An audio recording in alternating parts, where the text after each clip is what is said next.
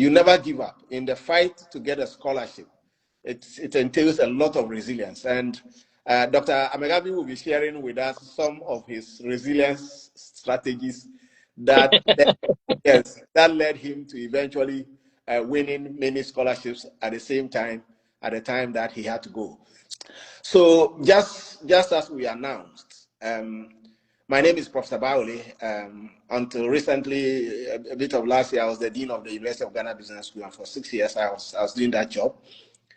Before then, I was head of department, and I had worked with Dr. George Babington Amegavi. You know, his nickname in the business school circles is Papa. I tell you, the man understands Papa to the greatest level. I tell you, you know, and so we are happy to have you, George. Prof. Is currently in Australia. Which town are you in Australia? Currently, I'm in Darwin, in the Northern Territory, in Darwin. Okay, so George is in Darwin, and he has some experiences. We want to have a short conversation. This conversation is about you. It's about your ability to win a scholarship. It's about what you need to do. It's about all the strategies that you can have to win a scholarship. Now, let me come to you, Dr. Amegavi. I need you to give us a little bit of intro about who you are in Ghana. Okay, the Amegavi several years ago. Where did you go to primary school, secondary school? How did you get to eventually the University of Ghana? Briefly, please. All right, sure. So I started my basic school at Apenkwa Presby. Apenkwa Presby. Those who know the Achimota area well, Apenkwa is around Tesano. So I went to Apenkwa Presby, finished Apenkwa Presby, continued to Ganata Secondary School. And when I finished Ganata, then I went to the University of Ghana Business School, where I did my diploma, went on to do my Bachelor of Science degree, and then before my MPhil, and then later continued to do my PhD abroad.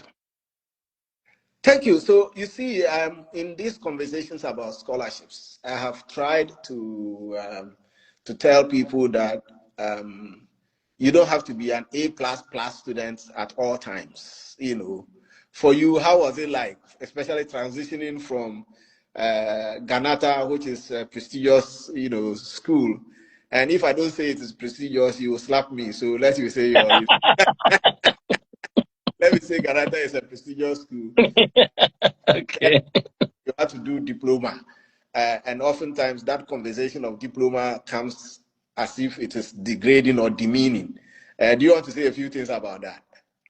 Yes. I remember when I finished my secondary school, when I wrote that time SSC, I was an agric science student actually.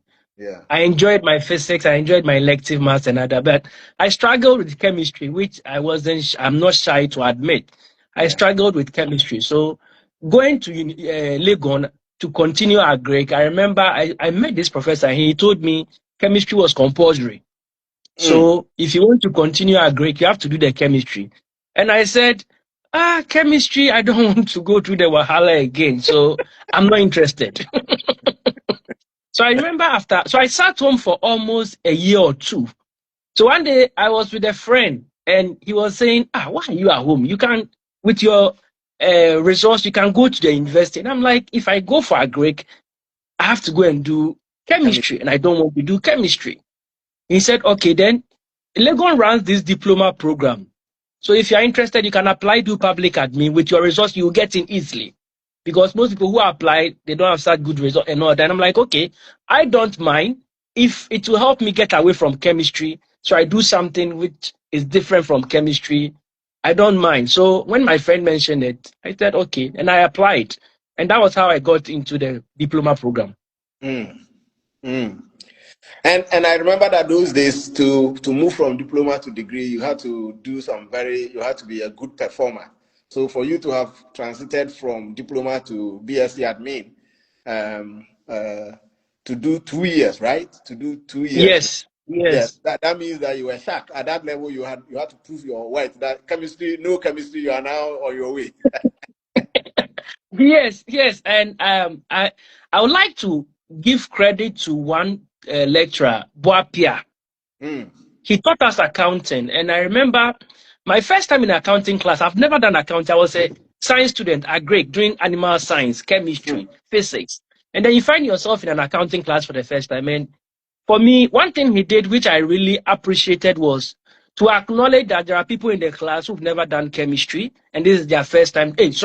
Who've never done accounting. So he was very patient with most of us, and I would like to acknowledge his contribution in that regard. And to continue, another thing I also like to acknowledge your contribution, Prof, because I remember during the diploma times you kept motivating us to work hard and come back, because one thing you clearly emphasized was the dynamic nature of the university system, where there is constant change, so you never know what will happen.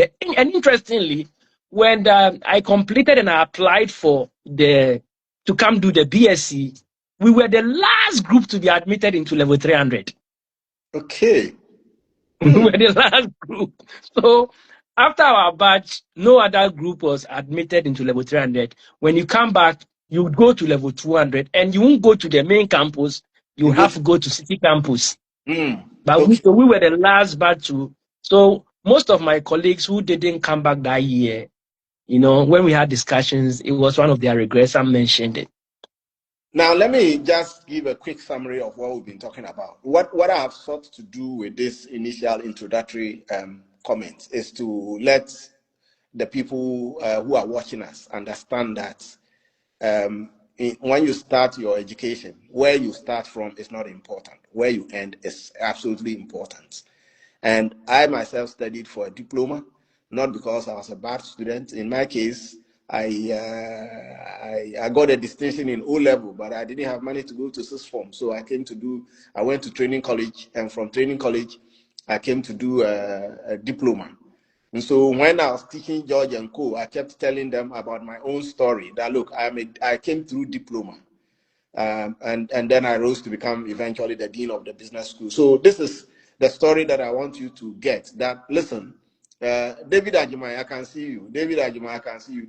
The story that we're trying to project is that several of us, for several reasons, either we are starting from a bad place or some setback earlier in your career, your educational journey, will not let you be the A++ student. But what you need to be able to get through is not an A++ result. It's an A++, the attitude to be able to break the jinx and to be able to move, to keep yourself moving. And George has just, Dr. Amegavi has just told us his own story. Now tell me, let's now go and talk about you in MPhil, and then how did you jump? Did you grow wings, jump to land in Australia? What happened? So before I even talk about my MPhil, one thing I want to emphasize is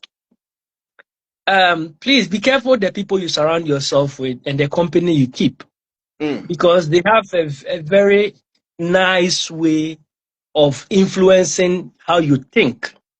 So when I started the MPhil, it was clear that the kind of friends I was keeping, the motivation was to continue and do a PhD. So that came in very quickly when we started the MPhil program.